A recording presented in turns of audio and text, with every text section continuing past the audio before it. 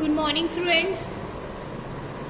तो आइए हम आगे देखते हैं। कल हमने किया था फीचर्स ऑफ स्टैट्स की स्टैट्स की क्या क्या फीचर है, हमें क्यों ज़रूरी है, स्टैट्स क्या होता है, ये हमने सब कल पढ़ा था। ठीक है, आज हम बात करते हैं स्कोप ऑफ स्टैट्स कि बिजनेस स्टैट्स का क्या स्कोप है।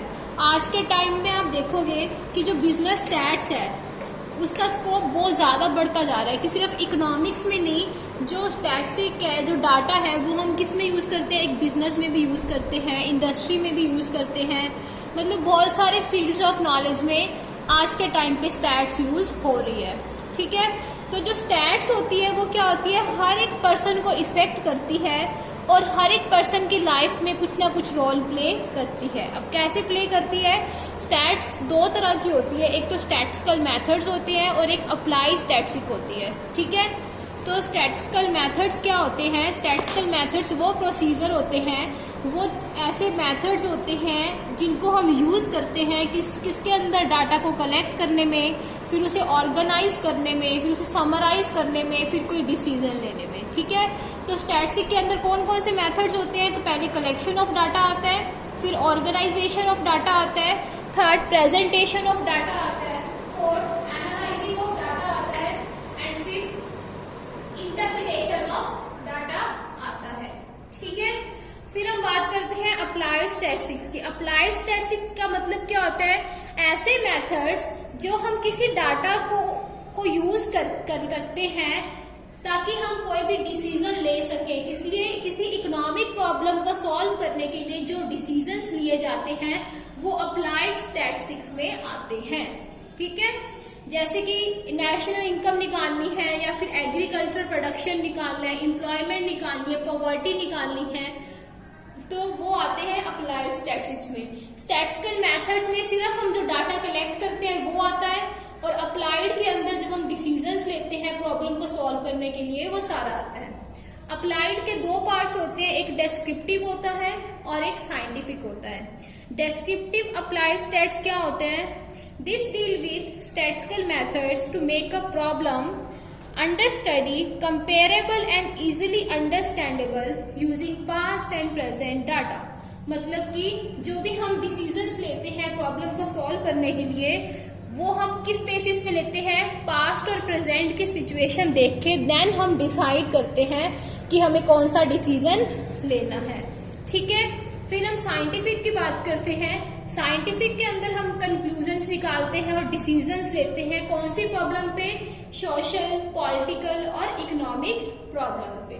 ठीक है, दोनों में डिफरेंस क्लियर हुआ, डेस्क्रिप्टिव क्या होते हैं और साइंटिफिक क्या होता है। तो स्कोप ऑफ स्टैटिस्टिक्स क्या है कि जो स्टैट्स है वो आजकल हर एक फील्ड में है, whether it is science, business, arts और ह्यूमन लाइफ। ठीक है, तो स्टैट्स दो तरह की होती है, एक स्टैटिस्टिकल मेथड्स होते हैं और एक अप्लाइड स्टैटिस्टिक्स होती है। तो अप्लाइड के भी दो पार्ट्स होते हैं, कौन कौन से, डेस्क्रिप्टिव और साइंटिफिक। ठीक है, अब हम बात करते हैं फंक्शंस ऑफ स्टैट्स कि स्टैट्स काम क्या करती है, हम उसे क्यों यूज करते हैं। हम बोल रहे हैं कि स्टैट्स हर जगह होती है, तो स्टैट्स एक्चुअली में काम क्या करती है ये अभी हम पढ़ते हैं। हाँ जी, तो फंक्शंस की बात करते हैं कि स्टैट्स क्यों जरूरी है, स्टैट्स क्या क्या फंक्शंस परफॉर्म करती है। तो सबसे पहले हम फर्स्ट फंक्शन की बात करते हैं, help in understanding economic problem कि जो स्टैटिस्टिक्स है वो एक ऐसा टूल है जो हमारी हेल्प करती है कि हम इकोनॉमिक प्रॉब्लम को समझें, उसे कंपेयर करें और बहुत सारे मेथड्स का यूज करके हम उसके पीछे की रीजंस निकालें और उसे सॉल्व करें। तो हमने एक एग्जाम्पल लिया था, पॉवर्टी वाला लिया था ना, कि पॉवर्टी के पीछे के हम रीजंस निकाले, जैसे अनएम्प्लॉयमेंट की गरीबी क्यों है, क्योंकि लोगों के पास काम नहीं है या फिर लोग काम कर नहीं रहे हैं और हमारे इंडिया में टेक्नोलॉजी बहुत कम है। तो इसको हम एक क्वांटिटी, एक नंबर्स की फॉर्म में डाटा लेके इस प्रॉब्लम को सॉल्व कर सकते हैं। ठीक है, सेकेंड पॉइंट है presentation of facts in definite form. Facts मतलब डाटा कि जो स्टैटिस्टिक्स होती है वो हेल्प करती है कि हम डाटा को एक फॉर्म में रखें ताकि जो सामने वाला पर्सन है वो एकदम एग्जैक्टली उसको समझ पाए। ठीक है, जैसे कि हम एक एग्जाम्पल लेते हैं, जैसे हमने ये बोला कि 310 पीपल्स हैं जो कि कश्मीर में अर्थक्वेक आया था उससे मर गए। तो ये जो डाटा है वो क्या है, बहुत फैक्चुअल है। फैक्चुअल मतलब कि इसमें हमें पता चल रहा है कि कितने लोग मर गए और कहाँ मरे और क्यों मरे, सारे क्वेश्चंस का आंसर मिल रहा है। वही अगर मैं ये बोलूं कि 100 लोग मर गए, तो क्या आपको पता चलेगा कि कहाँ मरे और क्यों मरे? ठीक है, तो डेफिनेट फॉर्म का मतलब क्या होता है कि हमारे पास सारी इंफॉर्मेशन होनी चाहिए, क्यों हुआ, कैसे हुआ, कब हुआ, तो उसी से ही हम एक प्रॉब्लम को सॉल्व कर सकते हैं। थर्ड है कि हम मास डाटा को, कि बहुत ज्यादा जो डाटा होता है, लार्ज लेवल पे डाटा होता है, उसको हम कन्वर्ट करके कुछ न्यूमेरिकल मेजर्स में चेंज कर लेते हैं। कैसे कि जो न्यूमेरिकल डाटा होता है वो हमारी हेल्प करता है कि हम डाटा को समराइज कर दें। कैसे समराइज कर दें? जैसे कि हम एक एग्जांपल लेते हैं कि हमें नेशनल इनकम निकालनी है, मतलब पूरी इंडिया की इनकम निकालनी है। अब पूरी इंडिया की इनकम के लिए हम हर एक पर्सन की पहले इनकम लिखेंगे कि इसकी इतनी इनकम है। तो जब हम हर एक पर्सन की इनकम लिखेंगे तो वो डाटा बहुत ज्यादा हो जाएगा, हम कैसे उसको कैलकुलेट कर नहीं पाएंगे। ठीक है, तो स्टैट्स के अंदर क्या होता है कि समराइज करने के लिए हम एवरेज इनकम निकालते हैं। एवरेज इनकम मतलब हम क्राइटेरिया सेट कर लेते हैं कि जिसकी इनकम 1 लाख से नीचे है वो इतने लोग हैं, 1 लाख से ऊपर वाले इतने लोग हैं। तो उससे क्या हो जाता है कि जो डाटा होता है वो क्या होता है, छोटा हो जाता है, जिससे इजी हो जाता है कैलकुलेट करना। फोर्थ पॉइंट है इस्टेब्लिश रिलेशन बिटवीन फैक्टर्स। जो स्टैटिस्टिक होता है वो बहुत सारे इकोनॉमिक फैक्टर्स के बीच में रिलेशनशिप बनाता है। कैसे बनाता है? जैसे कि हम एक एग्जांपल लेते हैं कि अगर मान लो किसी भी प्रोडक्ट की डिमांड बढ़ गई है, डिमांड किसी प्रोडक्ट की ज्यादा हो गई है, मार्केट के अंदर लोग उसको ज्यादा लेना पसंद कर रहे हैं, तो मतलब डिमांड बढ़ने का मतलब क्या? प्राइस भी बढ़ गए। ठीक है, प्राइस बढ़ा तो मतलब लोग उसे ज्यादा कंज्यूम कर रहे हैं, ज्यादा कंज्यूम करेंगे तो इनकम ज्यादा होगी, इनकम ज्यादा होगी तो प्रॉफिट ज्यादा होगा। मतलब एक फैक्टर के बढ़ने या कम होने से बाकी सारे फैक्टर्स पे भी इफेक्ट पड़ता है।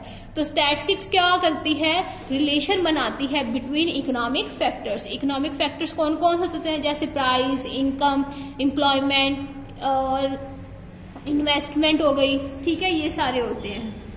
फिर नेक्स्ट पॉइंट है help in formulation of plans and policies. ठीक है, समटाइम क्या होता है कि जो फॉर्मुलेशन, अब मान लो कि आपको कोई प्लान या पॉलिसीज बनानी है, तो उसके लिए पहले आपको ये पता होना चाहिए कि आज के टाइम में मार्केट में क्या चीज चल रही है ना। तो आप उसी हिसाब से प्लान बनाओगे और फिर आप फ्यूचर का कुछ प्रेडिक्ट करोगे कि फ्यूचर में ऐसा हो सकता है कि हमें लॉस हो सकता है या प्रॉफिट हो सकता है। ठीक है, तो मान लो कि जैसे एक प्लानर है, मान लो एक बिजनेसमैन है, वो ये सेट करना चाह रहा है, वो ऐसे प्लान्स बनाना चाह रहा है कि नेक्स्ट ईयर के आते आते उसका प्रोडक्शन क्या हो जाए, उसकी इनकम प्रॉफिट क्या हो जाए, डबल हो जाए। तो उस प्लान को बनाने के लिए पहले उसे देखना पड़ेगा कि हमारे पास कितना माल है, कैसे लोग काम कर रहे हैं, हम वेस्टेज ज्यादा कर रहे हैं या फिर ज्यादा उसको अच्छे से यूज कर रहे हैं। तो उन सारे तरीकों को देखे डाटा के बेसिस पे ही, और पास्ट ईयर का चेक करेंगे कि पहले के टाइम में इस रॉ मटेरियल से हमने कितना प्रोडक्शन किया, तो उस हिसाब से ही हम प्लान और पॉलिसीज बनाते हैं। अगर बिजनेसमैन का एग्जांपल समझ में नहीं आता तो हम जस्ट एन एग्जांपल लेते हैं, अपनी खुद की स्टडी का एग्जांपल ले लो। ठीक है, अब आपकी 12 +1 है, आपने 10th में देखा होगा कि जब आपको पढ़ना होता था तो आप पढ़ने के लिए बहुत सारे बच्चे होते हैं जो प्लान सेट करते हैं कि आज सुबह मुझे इतने बजे से इतने बजे ये पढ़ना है, फिर मुझे ये सब्जेक्ट करना है, फिर ये करना है। ठीक है, तो फिर आप उस टाइम पे थोड़ा ये भी इवेलुएट करते होगे कि पहले के टाइम पे जब हम प्लान नहीं बनाते थे, एक चार्ट नहीं बनाते, टाइम टेबल नहीं बनाते थे, तो हम कैसे पढ़ते थे, हमारे कैसे नंबर आते थे, और अब हम कैसे स्टडी कर रहे हैं। ठीक है, तो प्लान बनाने के लिए सबसे पहले हम कंपेयर करते हैं कि हमें कौन सा सब्जेक्ट ज्यादा आता है, कौन सा कम आता है। तो वो सब इसी तरह से स्टैट्स के अंदर भी स्टैट हमारी हेल्प करती है प्लान और पॉलिसीज बनाने में। नेक्स्ट है help in evaluation of impact of policies. अब जो हमने पॉलिसीज बना ली तो फिर हम स्टैट्स हमारी हेल्प करती है कि हम चेक करें कि जो हमने पॉलिसीज बनाई है क्या उससे वो प्रॉब्लम सॉल्व हो रही है या नहीं हो रही। अगर नहीं सॉल्व हो रही तो क्यों नहीं सॉल्व हो रही, कहाँ पे मिस्टेक है, तो वो स्टैट्स हमारी हेल्प करती है। लास्ट पॉइंट है इंटरसेक्टरल एंड इंटरटेम्परल कंपैरिजन। इंटरसेक्टरल कंपैरिजन का मतलब क्या होता है कि जब हम इकोनॉमी के डिफरेंट सेक्टर्स के बीच में कंपैरिजन करते हैं उसको इंटरसेक्टरल बोलते हैं। जैसे कि तो स्टैट्स हमारी हेल्प करता है इंटरसेक्टरल और टेम्परल कंपैरिजन करने में भी। ठीक है, तो फंक्शन समझ में आए कि स्टैट्स हमारी क्या क्या फंक्शंस परफॉर्म करता है, हमारी कैसे हेल्प करता है एक बिजनेसमैन की एक इकोनॉमी के अंदर। तो अभी हम बात करते हैं, तो जब हमने ये सब कुछ पढ़ा तो ऑब्वियसली हमें ये भी समझ आ ही रहा होगा कि स्टैट्स क्यों जरूरी है, स्टैट्स की क्या क्या इंपॉर्टेंस है। सबसे पहले तो यही है कि स्टैट्स के बिना हम इकोनॉमिक प्लानिंग नहीं कर सकते, ठीक है। स्टैट्स के बिना जो बिजनेसमैन है वो पॉलिसीज नहीं बना सकता, ठीक है। और क्या होगा, इकोनॉमी के अंदर तो यही है कि स्टैट्स के बिना हम इकोनॉमिक प्लानिंग नहीं कर सकते। हम कैसे कंपेयर करेंगे कि पिछले साल क्या जीडीपी का रेट था, इस साल क्या रेट है, तो वो सब स्टैट्स के हेल्प से ही होता है। तो जो इम्पोर्टेंस ऑफ स्टैटिस्टिक्स होती है वो ये 3-4, ठीक है। तो देखो बिजनेस के अंदर स्टैट्स कैसे हेल्प करते हैं कि जैसे प्रोड्यूसर है कोई भी, जैसे एक बिजनेसमैन है, वो क्या करता है, पहले मार्केट की रिसर्च करता है कि वो देखता है कि मार्केट में किस चीज की डिमांड है, ठीक है। अब वो जो रिसर्च है वो किसके बेस पे होती है, स्टैट्स के बेसिस पे होती है, डाटा के बेसिस पे होती है कि लोग कौन सी चीज को कितने % प्रेफर कर रहे हैं, ठीक है। तो जो ट्रेडर्स होते हैं, जो बिजनेसमैन होते हैं, वो तो पूरे के पूरे किस पे डिपेंड होते हैं, स्टैटिस्टिकल एनालिसिस पे डिपेंड होते हैं। अब देखो ये कि इकोनॉमी के अंदर कैसे स्टैट्स की जरूरत है। सबसे पहले तो यही होता है कि अगर हमें ये पता होगा कि कौन से डिफरेंट ग्रुप्स में कितने कितने लोग क्या क्या चीज पे खर्चा कर रहे हैं, ठीक है, तो उससे हमें हेल्प मिलेगी नेशनल इनकम निकालने पे। दूसरा, ये तो हमने देखा कि कितने कितने लोग किस चीज पे खर्चा कर रहे हैं। दूसरा, हम जब बिजनेसमैन की तरफ से देखेंगे तो कितने लोग या फिर कितने बिजनेसमैन क्या क्या किस चीज का प्रोडक्शन कर रहे हैं, क्या उनका बजट है, ठीक है, और मार्केट में कितनी डिमांड और सप्लाई है। अगर हम देखें कि जो स्टैटिस्टिकल मेथड्स होते हैं वो क्या करते हैं, नेशनल इनकम में लैंड लेबर की प्रॉब्लम को सॉल्व करते हैं। 2 पॉइंट्स होते हैं, 2 टर्म्स होती है, एक फैक्टर पेमेंट्स होते हैं, एक फैक्टर इनकम होते हैं। वो आने वाले चैप्टर में पढ़ेंगे। जैसे कि जो लैंड जैसे जो हम वो रखते हैं, लेबर रखते हैं, उनको हम पैसे में क्या देते हैं, वेजेस देते हैं। इसी तरह जो हमने लैंड ली है उनको हम क्या देते हैं, रेंट देते हैं। तो ये सब डिस्ट्रीब्यूशन से सिस्टम होता है, ठीक है। तो एक स्टैट्स हमारी इकोनॉमी में हेल्प करता है ये देखने के लिए कि कोई भी पर्सन है वो किस चीज पे कितना खर्चा कर रहा है। इससे हमें नेशनल इनकम निकालने में हेल्प करती है। और एक बिजनेसमैन है वो किस चीज में कितना इन्वेस्ट कर रहे हैं, किस चीज का प्रोडक्शन कर रहे हैं, मार्केट में क्या डिमांड है, क्या सप्लाई है, ठीक है। फिर हम बात करते हैं in economic planning. Economic planning के अंदर जो स्टैटिस्टिक होती है वो हेल्प करती है प्लान्स बनाने में, हमारी इकोनॉमिक प्रॉब्लम को सॉल्व करने में। फिर आता है इन एडमिनिस्ट्रेशन। एडमिनिस्ट्रेशन का मतलब होता है कि जैसे देखो पॉलिसीज, पॉपुलेशन है, लिटरेसी है, पॉवर्टी है, पर कैपिटा इनकम है, ठीक है।